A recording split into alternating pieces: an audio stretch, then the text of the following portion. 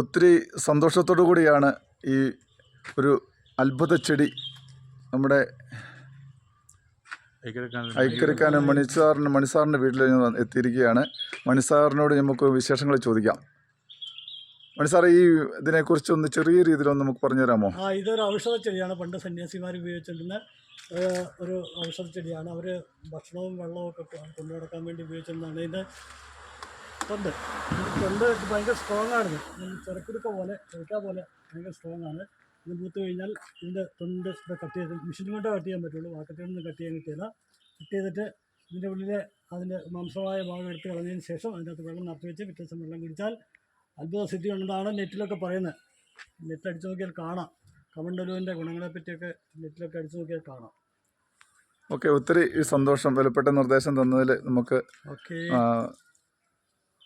Thank you കേട്ടോ. Okay, കൈകൾ ആവശ്യമുള്ളവർ എൻ്റെ അടുത്ത് എന്നെ സമീപിക്കുക. Okay, thank you. അവിടെ സെറ്റിംഗ്